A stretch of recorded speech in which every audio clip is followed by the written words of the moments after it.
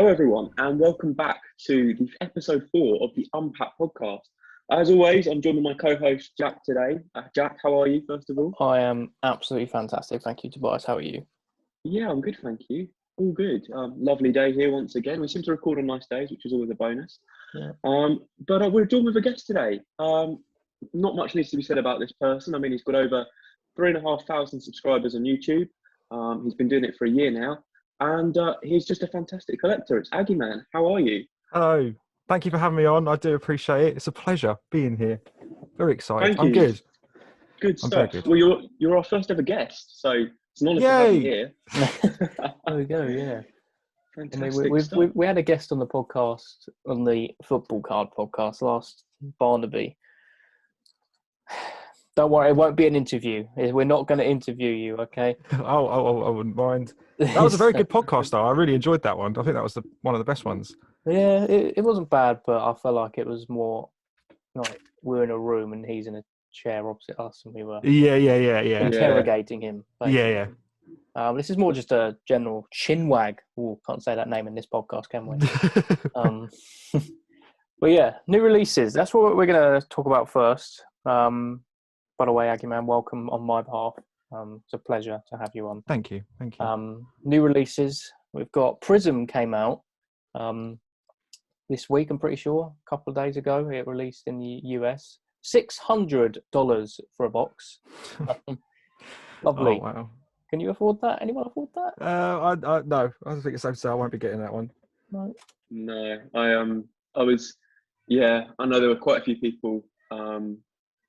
I suppose they were hyped to begin with in terms of Prizm. Obviously, last year was quite a success, I believe, and it was fairly affordable, I think, last year too. And then I think people saw I think we mentioned it last time, Jack, the Dutch style auction.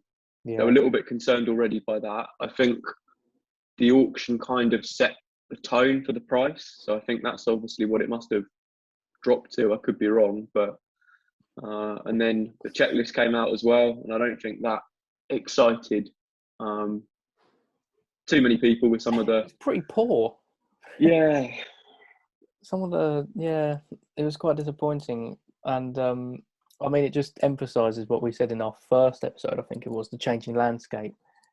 In the last year, it's just blown up. Everyone's just wanting, oh yeah, how much is this card worth? Is this a rookie? Shut up. Yeah, Okay. People don't collect much anymore. It's just, Yeah, I mean, Prizm, so these type of releases, normally always, I don't think anyone tends to go for a full set of whatever the base cards are. It tends to be set collectors of teams, so people will chase the cards in their, from their respective teams. I think we all know that, or a certain player, of course, but we all know someone that collects Burnley cards. Done a really, really good job over the last few years of collecting all the Burnley cards, and I think they were a little bit underwhelmed by the release this time around as well. There's a well-known Fulham collector as well that we all know that's again felt a little bit underwhelmed by some of the releases. So yeah, it was. I think it disappointed, but at the same point in time, there are some beautifully designed cards in there. Yeah. Oh, absolutely. It is. It's a good. It looks nice, but no one has that money. I'm sorry, unless you're willing to put a lot of money into that. Then you're just not going to pick one up.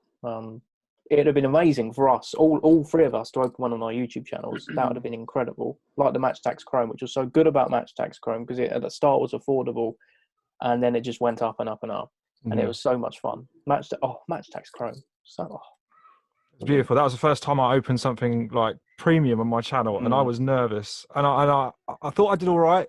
Yeah. And then I did get butchered in the comments for not going through the numbers on the back. Yeah. I just cut it out. I just thought, oh, people won't be that interested to know the numbers. I was very, very wrong about that. Yeah. People cared about that quite a lot. You learn. Yeah. Exactly. You have to do a lot of research before going into those type of sets, as I found out. Yeah, I had to use your comment section as a sort of like research point to realise what people were looking for and what they didn't want to see. I was exactly the same. I was watching other people's videos and lives to make sure that I understood. But particularly, I think the thing with the Chrome was the X factors and knowing what was trying to identify the differences and stuff. Yeah, it was difficult. There was that one comment who said, "Stick back to simple match tax, kid." Just because I didn't know what a refractor was. I was just excited. I wanted to open it. Yeah. Oh, can't get in the bin. Exactly. Yeah, I think going back to fantastic. Sorry. Yeah. Well, it was a brilliant release. Yeah. What were you about to say then, Tobias? Just saying, going back to your point on the rising cost, I think that's one of the other things that people have been a little bit underwhelmed by, and probably what I was trying to stitch together earlier, but didn't really make a very good job of it, was I think the cost of the set and the relative disappointment of the checklist just means it's so, even for those that would want to make some kind of profit on it, or buy a box, take the cards they want from it, and then sell on the rest to try and get the cards that they didn't get for their respective team or player collection. It's practically impossible because the value isn't there in the sort of even the nicer cards, unless you hit a really, really good autograph, which there aren't many in the collection, then you're really going to struggle to sort of get your return on investment, if you like. So I can understand the frustration all around, really. And I saw that Fulham guy, London Cards, Mitch. He's probably listening now. Yeah. Hello. Shame it's Fulham, but anyway, he found out the two players that were going for the most in auction were the American players, which shows it's the influence of American taking over, really. So I saw soccer something. Market. I saw something else as well, actually, and that was that I think someone picked up on the Cantona autographs. But there were two different, not versions of his autograph, but there were two. There was some in there with a gold. He'd signed with a gold pen, Sharpie, whatever you want to call it. Another one with blue, and I think as well, people were sort of saying for like uniformity purposes, it was like really, it was a bit sort of disappointing that all the autographs weren't the same. Not ideal, is it? No. But yeah, we will see. We'll see how Prizm progresses. I suppose it's one of those things that I think will. Yeah. You might be able to get my hands on it eventually. You never know. You never know what might happen. Exactly. It's one of those that I think will, for a lot of people, it'll be a long-term project anyway, to hunt down the cards that they want. So I think it'll be around and being talked about for a while, which is good. So we can see how it progresses. But there was another sort of. Yeah. Sorry. I just think the disappointing thing about that is just the price.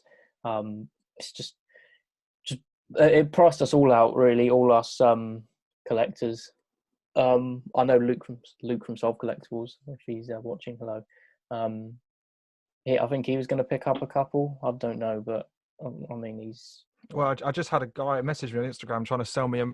He asked if I wanted a Mason Mount signed autograph from the Match Tax collection, and Luke's bought it. Solve Collectibles has bought it. Has he? Yeah, he was just like, I was like, oh no, I probably won't buy it. It's all right. He was like, oh, that's all right. He went, your mate Solve Collectibles has just bought it anyway. I was like, oh, fair enough. Guy. I mean, he collects some weird old pieces. That Luke. I got this. Have I got it in here? I don't know if I've got it in my swaps binder, but I've got this weird print of my Maguire premium edition from the Euro set, where it had like the pack chopped in at the top. It was really, really strange. And Luke wants it. Fair enough. Don't know why. Yeah. Fair enough. But anyway, going back to the topics. Next thing we're going to talk about is the Firmino set, wasn't it? Which also got released very, very recently. O Juego Bonito, is that it? Have I said that right? Yeah, Juego Bonito, I think. So. Did you get one? I think it was. No, I didn't. Did you? I got two.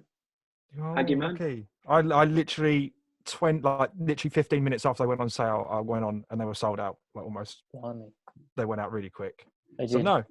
Yeah, that's a shame. Well, I did quite well because I actually set my alarm for this one. I didn't want to miss out, especially seeing there was a Julio Cesar autograph in there. That's what I want. I don't care about a Firmino autograph. I've already got one. He's at the back there. So yeah, just give me that Julio Cesar. But I think that looks quite nice. Looks like quite a nice set. Nicely designed. Did Firmino actually design the cards? Yeah. I don't know. Debatable. Yeah, I do wonder that though, because you think like especially with like Liverpool's situation at the moment, how busy they are, how much Firmino's being played, considering everyone else is injured. And I sit there and think, does he really have time to sit around the back and design cards? I wonder if they did it. Obviously, he filmed the advert, didn't he, for Topps for Match Attacks obviously when that was released back in August. So I wonder if they filmed that and maybe did all of that sort of stuff over the summer when maybe he had a bit of time off. They had like a list of design A, B, C, and D, and he just chose which one. Yeah. I think that's what it is. I don't think he physically went on Illustrator or Photoshop and just whacked up a design. But and just to point this out, obviously is this the third player that they've released? They had Messi, and then there was Ronaldo, and quite clearly Ronaldo, he definitely had some influence on his, because who else is going to release a card in their boxer shorts? So yeah. I think they probably do have a little bit, like you say, at least some overlook of the designs when they do it. They probably pick some of the pictures, and they do. I think each of them picked a team. Did Ronaldo pick a team? His ultimate team? Oh, it was all of him. I don't think there was any of. Well, that just sums Ronaldo up, doesn't it? Really. Messi picks a team. Firmino picks a team. I mean, Messi and Firmino and Ronaldo are just not the same level, by the way. Firmino is way down here, just nowhere near. Sorry, I need to stop that Firmino, otherwise I'll go on all day. But yeah. I'm just glad I picked up 2 of those boxes. That'll give us some good content, Yeah, something for also. But I suppose we better mention, I think, the thing that everyone is definitely the most hyped for, coming 25th of March, the day after your birthday, Jack. True, yeah. It's the Panini Euro 2020 official tournament edition sticker collection. So, we've been waiting for this, haven't we? Absolutely buzzing. It's just the one thing I would say at the moment is I'm not keen on the landscape stickers at the moment, but as we and Toby always say, with Panini collections, whether it's card or stickers, they always look better when they're in hand. Yeah, I agreed with that, because I stayed away from Panini for so long, because all I would see is stuff online, either on their website or on their Instagram, and I just looked at it and thought, this doesn't look good. Like, it looks all right. And then the second I opened a pack in person, it was like I was completely blown away. Panini are just like, they're insane. They just, the Adrenaline XL collection is, they don't hold back. They just go mental, and I love it. It's so cool. Like, every single design. I don't think there's one bad design from a Panini collection this year. Like, I don't think there is genuinely one that They haven't been like. lazy. They haven't been lazy at all. No, yeah. And I think we can look at Topps and say that they have been a bit lazy, because there's no matching card designs with Panini at all. Well, at least as I can remember. Man of the Matches and Hat-Trick Heroes, it's the same card pretty much. It is a shame. I think the one thing with the landscape stickers, if you like, it's not the first time they've done it. I think that will catch a lot of people out. I think a lot of people will be like, oh, this is completely different. They've done it before. They've done it with FIFA 365, I believe, and they've done it before as well with their Champions League sticker collections from when they last had the license back in sort of 2014-15. So it's not totally new, which is good. I think they're just trying to do something different for their tournament collections, which you can't blame them for. I'll just be interested in both of your thoughts on the orange border to the stickers, really. I think that's where I'm sort of most concerned. Yeah, I could tell you weren't a massive fan of that by the tone of your voice. Don't like the orange? I think for me, if you look at it on a team-by-team basis, the Netherlands stickers, they're going to look incredible. Yeah. They're going to look absolutely incredible. But you think about Scotland or England, are they really going to look as good with an orange border? I'm not sure. Don't have to look as good, but again, when we have them in hands and when there's a complete set of them, I think they'll just look incredible. You can't beat a complete team set on double page spread. I think I'm interested to see what the shiny's going to look like actually as well. I haven't seen a shiny yet. All the stuff Chris Close has been teasing on TikTok. Yeah, I know you're watching, Chris. Can't wait. I suppose that's the other thing as well, isn't it? That I've said that before with Panini, I'll take the recently released Euro card collection they've done. Mm. With that, I was like, oh, I'm not sure how some of the designs will look. Of course, we're looking at them on a computer screen, Yeah. where they haven't got any, it's just a computer generated image. They might be totally different when printed. It might not be as orange as I think they might be. They might actually be more gold. So you just don't know. True. Yeah. And those Euro cards are just mind blowing. They have left me speechless mid recording. That the jewel for Just me was the one that can't. just completely. Oh, I sat there for a good 2 minutes just looking at the card. It was mad. I got my first jewel yesterday. Mm. Yeah, I got my first one, and they just look incredible. They just look absolutely insane. Actually, I lied. I think the only card that I was a bit like underwhelmed by was the Invincible. I wasn't a huge because they look very similar to some of the other subsets, I think, and like the Invincible in the main Adrenaline XL collection completely just blew me away. Mm. The one in this collection doesn't have the same feel. I don't know. I wasn't a huge. The player choice as well, and the player choice is a bit. Yeah, like it's just that it's good, but it's not quite Carling, as they say. Yeah, I'm not a massive fan of the Euro. Well, I'm a fan of the Euro Top Master design, but I don't think it's as good as last year's one. And Toby disagrees with me on that one. yeah. I mean, I agree with the Invincible. I think particularly the player choices on that are a bit bizarre. You can give them a sort of marks for like the fact they've tried to do something different. They haven't used the same players that are on the Top Master cards. I think credit where credit's due for that, but the choices are a little bit strange. And yeah, I don't actually mind the designs of the Top Master cards themselves. I think they're okay. I think they're quite nice. Yeah, I agree. I prefer them to they're last year. fine. They are nice, but I do prefer last year's Top Master. The nice, it's like the silvery foil. Oh, it was nice. The shine, I can see why I think they shine a bit more, don't they? Last year's, which I can understand why you like them for that reason, totally. But don't get me wrong, this design is really nice. Like I'm looking. Oh yeah, definitely. They are, and it does seem like they have like gold, like the gold writing of the name. I think that's quite nice as well. It's just all good quality of Adrenaline XL cards. Exactly. Going back to the stickers though, one thing I have noticed and I am very, very happy with is that the album design is 110 times better than the preview sticker collection last year, where they had the tournament mascot on the front. He's gone, and it looks better. Yeah. And I like how they put it tournament edition, just to show it's different. So, yeah, it's going to be incredible, and all three of us are going to be opening a load of packs for this. Go and pre-order your pack, soulcollectibles.com. Yeah, do it. Yeah, buzzing. Can't wait. 25th of March. Be there or be square. That's what I say. It's going to be, it's going to really feel like the Euros are going to happen. They're going to kick off then as well, which I think is important. I think last year we missed out on all of that hype for when it was cancelled. So yeah, I'm looking forward to it. I've had real trouble this year keeping up with, because obviously last year I started and I only did like the two. I did 3 collections, I think, last year. I did the Match Tax Extra, Match Tax 101, and then the new Match Tax collection. Yeah. This year, or the last sort of 8 to 9 months, every single month something else is coming out.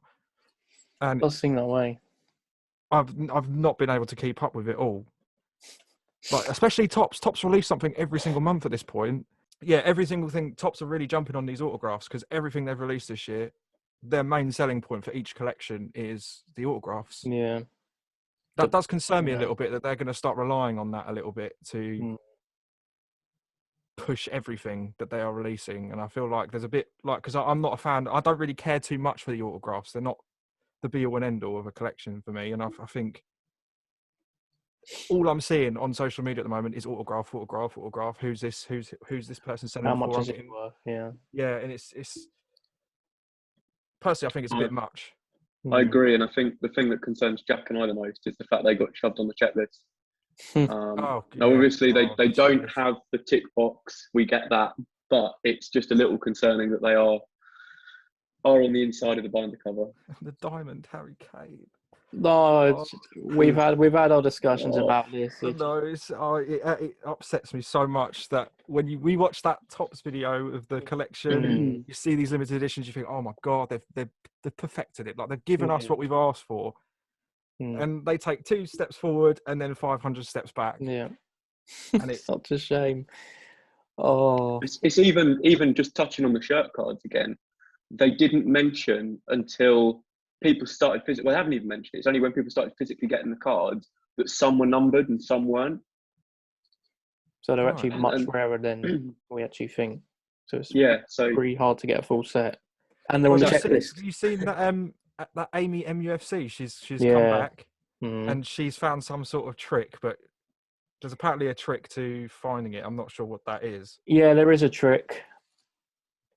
Apparently, Yeah. won't go into it on the podcast. No, obviously not. But she has found it because every tin she opens, there's a shirt card in there. Yeah, I've seen loads of people say it on Twitter about this trick. But that just means loads of the tins are selling out everywhere. and people going to the supermarkets and just, that's the other thing that we know we touched on this last time, but going to the supermarket, opening the tins up and just leaving the rubbish there, like in broad daylight, just because they want a shirt card to sell. Yeah. Just wrong. Just so wrong. It's not doing good. But yeah, there's lots to look forward to still with the Euro, with the Euro 2020 tournament edition sticker album. I'm looking forward to it. I know you both are too. And yeah, it's gonna make for a good summer, I think.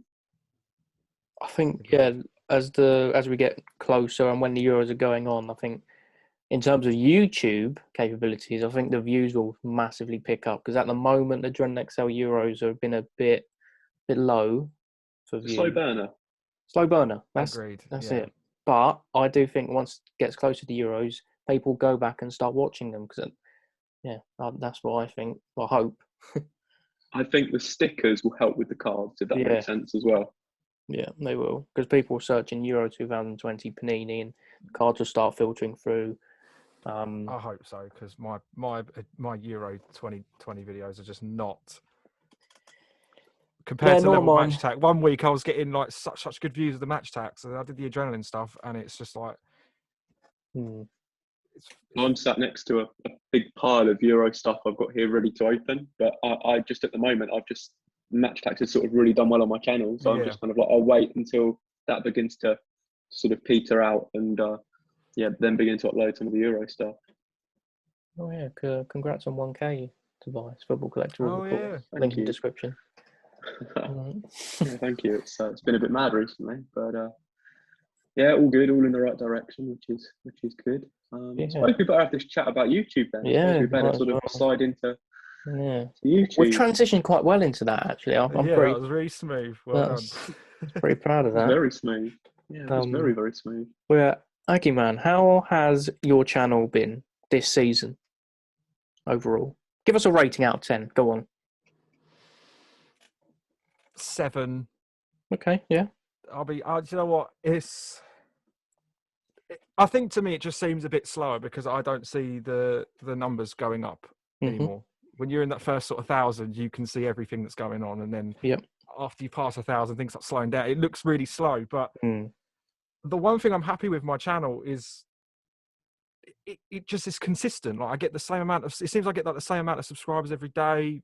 I have some really loyal like fans. I say fans. I hate using that word, but I get people genuinely like. The thing I still can't grasp is that the second I publish something, people are there waiting, and it's so weird to me that I can't grasp. And this match tax collection, I've really enjoyed. Yeah, no, I want to get back to doing more the intro stuff because I think that's sort of my sort of thing. I'm massively burnt out though. Like seriously, I am struggling big time. Yeah, I'm not surprised. It was you did a lot. Especially during lockdown as well. I had nothing else to do. Like that's the reason I've put myself in this bit of a trap now though. Like because when I had the whole hernia situation, I was sitting here every single day, and I thought I'll make a video, and then it just ended up building up from there. I've now had the surgery. I'm better now, but now I have to keep on it because literally what I've found is that if I have 2 or 3 days off, everything goes wrong really quick. the channel starts sinking, people get really angry. Yeah, That's another thing I can't keep up with. they Is do. the demand from Yeah. certain subscribers. They really get quite irate if you take a break. And I Yeah. can't. Yeah, they do. It's getting to that time of year as well. After the Euros is done, when this whole community just goes to a standstill, complete standstill, and it's when the only comments you're getting are mainly from haters. Yeah. So you just have to. Well, I think it was last summer, last May or something like that, because there was no Euros, of course. I was in a nice little exchange with a hater on the comment section, which was quite fun. It's always quite fun to rile them up a little bit when they need to be pegged down a peg or two. But just my advice from someone who's been here for 8-9 years now, mental, Yeah, that is pretty mad. is to just don't look at it. Yeah, just don't take it to heart, these hate comments, especially in this time of year. And I can't really speak at the moment, but It's like it's not really like it's not even like it's hate though. It's like it's almost like they're disappointed in you. And when you work, like say for like the intros are the thing that take the longest, and I can't do that every time I make a video. I upload every single day, and doing that every single day is just it's impossible. Yeah. And then you get comments like, oh, why have you not done that? Why have you not done? And then the amount of comments I've had to remove about people giving me a checklist of all these cards that they've got and asking me how much they're worth. Oh, really? That's just. I get one like, oh, hello, mate. I've got a Colo Torre from 2009. Yeah, I've had how much that. is it going to sell for, mate? Yeah. I don't know, and I don't care. It's not. What I'd love to know is how old are these people that are commenting like things like this? Because are they kids that don't really understand, or are these adults trying to get a feel for what they might be able to list it for on eBay? That annoys me. But who are they? Yeah, that's the most I think disappointing part of this season. I think the amount of comments of people asking how much cards are worth. And I've seen videos on TikTok of there's a really funny video of this kid tagging Solve Collectibles. I can't tell if he's joking or not. He packs a Virgil van Dijk signature style, and he's sitting there going, "It's going to go for so much money. It's going to go for so much money." And it's like that's all you care about. And also, you're very, very wrong, but that's all you care about. I've seen that as well. It's hilarious. It is a funny video. It's like, shut up, Solve Collectibles. Yeah, it's hilarious. This is the thing then. So obviously, Jack, you and I have already spoken about how much this has changed over the last year, but you'd be the one to be able to speak about this, Jack. Surely you weren't getting comments like this 12 months ago, 14 months ago. Last season, people asking how much things were. No. Yeah. It's literally since lockdown. Yeah. Since lockdown, people have started, go up in the loft, get my old Match Tax cards, try and list them. And then they've got into little researching, looked up the soccer market, found all their rookies, and listed them up on eBay. Well, to be fair, I blame Randolph and Logan Paul for this problem, because they blew up the Pokemon scene, and they're sitting there trying to buy all these really ancient booster boxes worth hundreds of thousands, whatever, and then they're sitting there going, "Oh, this card's worth this card's worth that." They started seeping over into our community, and then started looking for what they could possibly sell. Match Tax are nowhere near as worth as much as Pokemon cards. That's very clear. But some kids don't understand that. Because I'm getting comments as well. People ask me to open Pokemon cards to try and see if I can bag. I don't know Pokemon, to be honest, but they're like, let's get this one that's worth 40,000. Do people think though, like we're all made of money as well? Because I think there's a real lack of understanding in terms of what things are worth and like what we open. Like, yes, we're all in a little bit of a fortunate position where Topps and Panini will send us things. However, like they will send us a decent amount at the beginning of a collection, but a lot of the content we turn out is stuff that we've bought with our own money that goes to our own collections, and we only upload it as sort of a you know, because we're collecting it and because we want to share that experience with other people. We're not, you know, I think there's a real lack of understanding as well at times, that people just think that we're here to make a quick buck as well, and we're here to make money, and we're just looking for the rare card. We have our channels to show off us collecting. Yeah. That's simple as that. We're not here to just. And if that was the case, I think none of us would have uploaded, or me and you, Jack, probably wouldn't have uploaded in January, because that is by far the worst month to ever do YouTube. Yeah. That nail on the head right there. I mean, January was a pretty. Oh no, January was sick. January was my best month. Yeah, I know it was your best month, but in terms of ad revenue, usually January's absolutely tin pot, but blimey, this January 2021, I'll never forget. Wow, what a year! What month? What a year! 2 months in. Yeah, well, it's been pretty good so far in an advert. Yeah, look, I created my channel because I was bored. Yeah, I got back into collecting because I had nothing else to do. You know, and it's just the case. I'm not a card expert. I will never sit there and say I know everything about you know, the Prizm collection. I know how much cards are worth. Like, I think, Toby, that's more your sort of, you're quite knowledgeable in the sense of, you know, a lot about all these collections. I simply just open I'm more interested in collecting and completing the collection than picking up rookies and keeping them safe for 20 years and then thinking they might be worth something in the future. I'm not saying that's what you do. I'm just saying, like, you're more knowledgeable. I'm quite flattered. I'm quite flattered that you think I'm knowledgeable. I mean, I would say that my knowledge probably lies with the TCGs in terms of match tax has always been my thing, you know. So I know an awful lot about that. I'm quite up with adrenaline as well, but and maybe, you know, the sticker releases, you know, the Panini sticker releases too. But beyond that, you know, the hobby releases and stuff, I'm very much, you know, I very much learn as I go. I don't really know much more than anybody else. So yeah, but I totally get your point as well. It's I think the thing that I've found since I started is how much of a minefield this community is to navigate, in terms of, you get some really nice people that will really look to help you, such as yourselves. You know, you both reached out and, you know, helped me along the way. But then you get the people that are just simply there to sort of, it's like a competition, and I really don't like that element to it.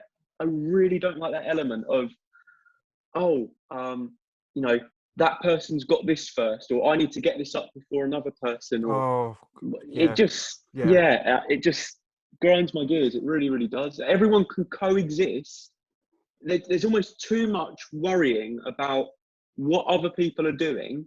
And if people concentrated on themselves more, and I know, Jack, we've had a conversation about this really, really recently, of like, actually, far too many people in the community worry about what other people are doing and don't take it upon themselves to sort of have a little look at what they might be doing and how they can make what we would describe as like marginal gains, and, you know, to improve their own channel. So that, just that competitive element, really. It's like, if people just took it upon themselves to have a little look and sort of reflect on what's going well for them, what isn't going so well for them, content wise, what's working. And also, like, I found for myself where I've made the most gains, not necessarily in terms of the content I'm putting out, because I feel that my content's been quite varied, but it's been more, okay, production wise, have I really been putting out the best quality video? What can I do to improve my setup, and what can I do to ensure that actually I can edit videos better, and just little things like that. I made a few little investments here and there because I want this to go well. I want this to be successful. I don't want to have the opportunity to lay the blame on others or away from myself. First of all, I think that's the most important thing, but it's your channel, it's your responsibility. And if something isn't going well, it lies with yourself, if that makes sense. Spot on. I agree. Yeah. I've had words with YouTubers saying, like, you know, they've had messages from people saying, "Oh, you're uploading that tomorrow. Or can you just like hold off a little bit? Or I'll upload it first so I can get more, you know, so I can pick up my channel." And I think like, fair enough if you two are willing to do that, but it's so wrong. Like, I've learned very quickly, especially in the last few months, falling out with certain YouTubers, and just stick to yourself. Just the best. Just do you. Just, you know, don't rely on everyone else. Yeah. To hopefully make your channel better. There's so many. It's so frustrating to see people putting in a bit of effort and then just going, yeah, I'll just get that up tomorrow because, you know, it's going to be good for views. It's going to be all right. You know, it don't matter. And then they put no effort into it, and then and then they're like, oh, it hasn't done well. Why is that? I uploaded it on time. It's like, that's not the important part. Uploading it on time doesn't matter. I was uploading the Match Tax Extra collection last year in June, which is like 4 months after it was released. And that was my best month. I'm not saying that I'm great, but it wasn't because of the timing. Clearly, it was. I think too many people do the same sort of style in the sense of they think if I get this out on the day of the release, like so many people jumped on the new Match Tax collection 3 days before the release because they were like, it's easy subs, it's easy views. Doesn't work like that. You got to think about as well the longevity as well, keeping those subscribers there. Because it's all cool and all you uploading on the time of the release and going, yep, cool, I've got the views, I've got the subs. In 4 months' time, are they going to be sticking around and going, yeah, I really like this guy? Or are they just going to go, oh, I just wanted to see the product and I'm out? Like, yeah. You know. Exactly. I mean, for me, like, I've learned how important just the basic things are. And actually, yes, it's a right pain in the neck, sat there, titling the video, doing the description, doing the tags. But when I look back, the ones that I have, you know, taken the most time on sort of piecing together, they're the ones that have got the most views, have been the most successful, have reached the widest audience because of the fact that I've taken time and consideration with those things. Yeah, that's how it is. Exactly. The only video that's... Oh, sorry. Oh, yeah, I was just going to say, I mean, my trying to complete videos, I'll just repeat them every year. Baffles me. Not much effort goes into them. Just me opening some packs. And I don't know how it works. It's just... Do you know, when you like press that upload button, do you know, yeah, this is instantly, it's going to be all right. It seems to work. I didn't think it'd do as well as last year's. I'm talking about the Premier League sticker one. I didn't think it'd do as well as last year's one, but I think it got more. I think you've nailed it as well because you don't upload it. You don't do it every single week. Like some YouTubers will see that blow up and go, right, now I need to make this 400 times and get the most out of it I can. Yeah, doing it once a year is a smart move. Well, it's just such a simple concept. You're opening packs, you put them into the binder, and I saw WB did this with his 100-pack openings, his giant pack openings. He'd open 25, then put them in the binder, do a little time lapse of putting them in the binder or seeing if he needed them.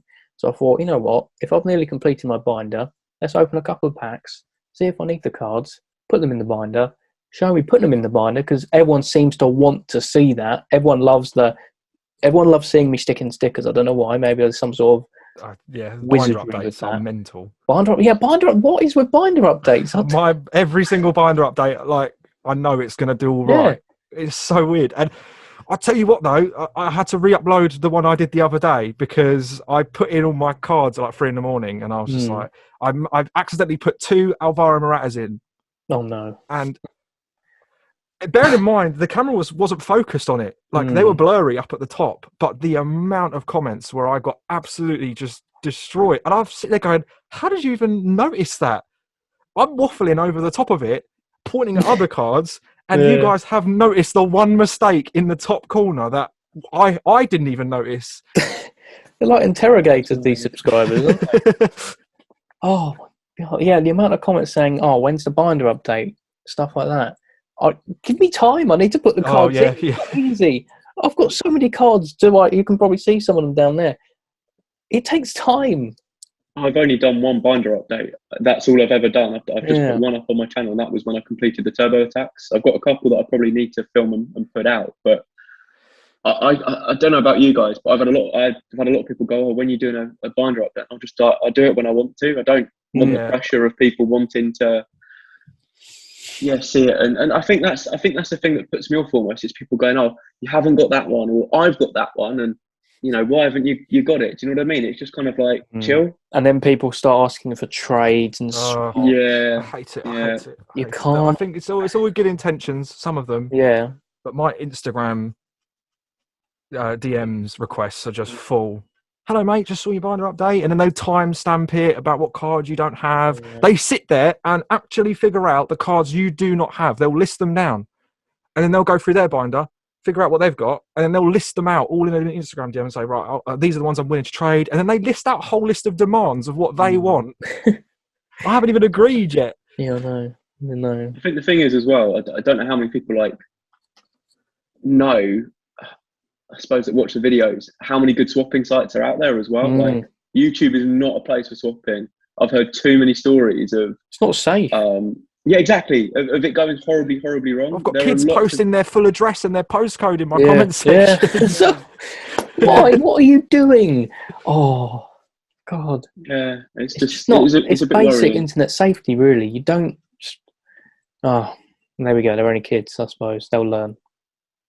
They will. I used to trade on YouTube. I didn't write my address in the YouTube comment section. Don't you worry. But I'd trade with other YouTubers and give my address out willy-nilly, and not again. Well, obviously, me not showing my face, I'm very, very cautious of who I'm plastering my address to. Yeah.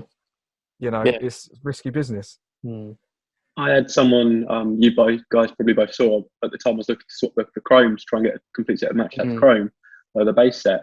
So I was going on to Instagram, and I listed my needs up on my stories, because I just thought, you know what, I've got a good platform on there, and there weren't any swap sites at the time that had the collection up for swapping, so I thought I'd do it on there, and I had a lot of success for doing it that way. But I had one kid. Oh no! You know the story, yeah. You know the story. Yeah. I had one kid say, "Oh, I've got these cards." I was like, "Oh, great." And I was like, "What cards do you need?" He's like, "Oh, I'm only looking for adrenaline in return." And already I get a little bit suspicious when people want to swap from other sets, because I always think that's a little bit odd. So I was like, okay, give me your numbers and I'll have a look for the ones you need. So he gave me some numbers. I was like, oh great. I went and looked for the numbers, and I came back. I was like, I've got these. I sent him a picture, and I was like, can you send me a picture of the cards you've got for me? And he's like, yeah, cool. Give me a second. And he then posted individual pictures of the cards, and they were really blurry. And I was like, I've seen those cards before. Yeah, I get that. Yeah. Yeah, and I was like, I've seen those cards before. And what he'd done is he'd gone onto eBay, taken a screenshot of someone trying to sell those individual cards on eBay, and then posted them to me. And I was like, mate, can you just send me a picture of all the cards together? And he was like, yeah, hold on. And he never did it. And I called him out in the end. And I just said, you weren't going to swap with me at all, were you? And he's like, no, I just wanted the cards. He lied about his table as well, didn't he? He did, yeah. He got a stock image of an IKEA table to. Yeah. He sent me a stock image of an IKEA table, because I was like, that's not like that. It was something to do with the colour of the background. And it was bizarre. Yeah, good. I had someone send me a picture, and they were just like, "Oh my god, Aggyman, can you give me a shout on your video?" And I was like, "Why?" And he went, "Well, I've just packed signed Firmino in a pack." He took a picture of your video, Jack, of you holding it. Yeah, he took a picture of you holding it and got his phone up to the screen. Obviously, I could see the screen lines coming through. Oh my god! You've got to respect some of these kids, Respect the grind. You've got to give him that. That's up there. One of the best things I've ever heard. Wow. I think the best thing for me about the one I had was that when I called him out, he was calling me every name under the sun. I'm like, kid, you must be 13 max, And he was giving it big time. I was like, if your parents seen this, like, if I was his parent, I'd have been fuming with some of the language he was using. But yeah, oh dear. It's just, I can't believe it. It is a strange community. It is strange. It's YouTube, which is why I think all three of us like to stay in our own element, really, and not get involved with all the Well, there's been a lot of toxicity recently, isn't there? Oh my god, it's. Last couple I of don't know months. why. Last few months, it's just like Yeah. really skyrocketed. I suppose Yeah. I don't help because I will publicly call them out and then have an argument with them. But you That's know, what we needed, it's really. We needed someone to challenge some of these people, I guess. But yeah. tired of the allegations that we work for Tops. Oh, that we get paid by Tops to when they send us stuff. Like the point is they send us the stuff. That's it. That's all. That's all I Yeah. need. Like, you know what I mean? I'm not looking for the money. I think where I struggle with people saying things like that is that it's no different to, I don't like this word, I really don't like it, but I'm going to use it, influencers. Yeah. Yeah. And I specifically look at Instagrammers and, let's say, certain former Love Island contestants that then get endorsed for beauty products, and they put the tiny little ad in the corner of their story or whatever and be like, oh, you should try this product. You see the ad in the corner. And they're bigging it up way over what it is. And we're not doing that. No, exactly. And they don't get called out for that. You know, they don't get they possibly do, but sometimes. Not. Yeah, sometimes. But the majority it's almost just a normal thing. It's just a normal thing for influencers to promote rubbish. But this is what frustrates me, because it's not like we don't ever sit here and say Tops didn't do this right, or Tops didn't, you know, they say, I get so many comments of you saying, oh, you're only excited because Tops have paid you to say that. And even with the React video, I had a comment just sort of, who are these people, you know, or sitting there all scripted, all fake reactions. Like, of course, we're going to not sit there on a Tops video and say, oh, this is terrible. This is really bad, Tops. But it's not, we're not being paid. I wasn't paid. I wasn't sitting there, and I'm not sitting there with a script telling, you know. I think the key thing is here. So one example that we can take, we've all just sat here and said a little bit earlier that we really don't like the Diamond Ellie stuff. We really don't like it. We've been brutally honest with that in pretty much every video on our channels, or as we've just spoken about now, when that topic has arisen, that we don't like it and we don't think it's a good idea. But that doesn't, you know, that's us being balanced and being honest. And I think the companies that send us things to talk about and open would much rather we were honest than sat there and went, oh, it's brilliant. Oh, isn't it fantastic? And just. But Tops are really good with it, though.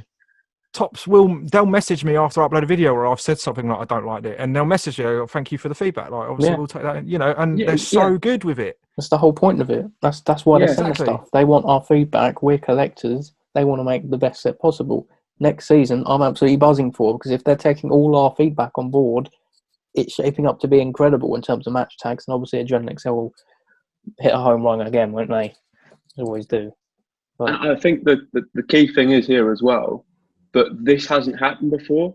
They haven't. It's only been in the last couple of years have they started, I suppose, more actively looking for people like you, Jack, in particular, and then sort of other people that are coming along like Aggyman and myself for the feedback. And already now you're beginning, certainly I think with the extra collection, with some of the subsets and the card designs, we're beginning to see that feedback being taken into account, which I think is important. Yeah, it's good. It's exciting times. It's good. It really is. It's important. What I like about all three of us is that we're, as you mentioned a minute ago, we're all very balanced with our views for both Tops and Panini. We don't, just because we grew up, because Aggyman, I know you grew up collecting match tags and hardly touched the Adrenaline Excel, as you mentioned earlier. But that doesn't stop you from critiquing match tags. And that doesn't prevent you from praising Panini, if that makes sense. Yeah. At first, I remember, because like Tops first got in contact with me and I had about 200 subscribers. This is why I think the whole allegations of me working for Tops and all this is ludicrous. Why would they pay someone with 200 subscribers to promote their stuff? That's, you know. And at first I was like, oh, because I'd never experienced it before. I was like, oh, do I not touch Panini then? Do I stay away? Can I say bad things about Tops? And then I just figured, if they don't say, you know, if they hate my opinion and they don't want to send me stuff after this, then fine. Like, you know, I can't sit here and say everything's brilliant if it's not. And yeah, based on the last Adrenaline XL collection from last year, I wasn't impressed. And then the second I opened an Adrenaline XL pack from the year before, 2019, sorry. And then when I opened last season's, or this season's Adrenaline XL, I was just blown away. And yeah, I enjoy it. That's what matters. I enjoy it. That's the main thing with all this. We enjoy it. We show us collecting our collections. We have a good laugh, and we're in a nice little community. Well, I say nice community. There's a good, well, us three and Luke from Soul Collectibles. Yeah. I think you've almost nailed it. And there are some. We've spoken negatively, a lot about the community. Let's not forget there are some lovely people out there. There are some very genuine people, like ourselves, as you say. We don't do this for money. We don't do this for self-gain. We don't do it for anything like that. We simply do it, and we all simply started because we enjoy collecting cards. And I think that's the number one thing to remember when you want to, I suppose, when you want to do something like this. Really, you've got to enjoy it, and you've got to have a genuine interest in it. Otherwise, there's no point in trying to sustain it. Yeah, that's why burning out is scaring me a little bit, because it's like I don't want to fall out of love with this. So it's so much fun, and I always look back to the starter pack video I did, where I got all the YouTubers in it. That is the only video that I genuinely watch, and I just think, like, I wouldn't change anything about it. This is perfect. It was fantastic. And I just love it. I love it. And I won't make a video. I can't replicate making a video that good again, because, I mean, it could happen again, but like, I'm so proud of it. And when I uploaded that, I was like, this is it. This is what I want to do. This is so much fun. And I think a lot of the younger collectors, they see things like the Sidemen and the amount of money they get and spending all this money and the idea of living in a mansion. Unfortunately, you're not going to do that with trading cards, I don't think. Like, let's be real. You're not going to get tens of millions of subscribers from doing this. But what I have noticed is some YouTubers are using this as a sort of a stopgap sort of thing. They think, I'll just build a quick little audience collecting these match tacks with kids, and then I'll jump off to other things. And then I'm not saying you can't change direction, but some of them, it's so clear they're young and they want to be rich and famous and have everything, that they are using this small community as a way to just quickly stop by, gain subs and leave. And I don't like that. That's what I don't. Yeah, don't like that either. And I get all sorts of DMs and comments saying, I'm thinking about starting a channel. Do you have any advice? The one thing I'll say is show that you enjoy it. Show that you enjoy collecting the cards. Otherwise, if you're just sitting there saying, hello, got a pack of match tacks here. 100 club, nice, cool. Oh, God, that grates on me. Yeah, no one's going to want to watch it, because at the end of the day, the audience is kids, and they like the excitable YouTubers. I think the biggest tip I could give to anyone, sort of younger people that at the moment enjoy collecting cards but aren't sure whether in the future that it's going to be something they're going to do like we do, into sort of adulthood. The biggest tip I could give them for sort of, if they want to do it on YouTube, don't use it as something to, you think you're going to get rich, as you say, from, because it isn't going to happen. But use it as an opportunity to sort of learn about filming, learn about, editing, all that sort of thing, and take it to, go and do a university course, or go and do some sort of media training or something like that. A skill that you can use for later. View it in that regard, not something that you're going to make, tons of money from, because it isn't realistic. I was speaking to Soul Collectibles the other day, because I was saying to him, like, obviously this is not a reliable source of income doing this. And of course, I don't imagine I'll be 40 years old and still making the same type of videos that I'm making now. There's no way. Yeah. The one thing, because I have two passions, and that's football and editing. And I would love to edit people's videos for them. I think that's ultimately where I want to end up going. I was saying to Luke, I was like, I spent so long in here going, I want this to be a job because I want to do this all the time. This is so much fun. I actually don't want that anymore, because I'll hate it. I'll end up hating it.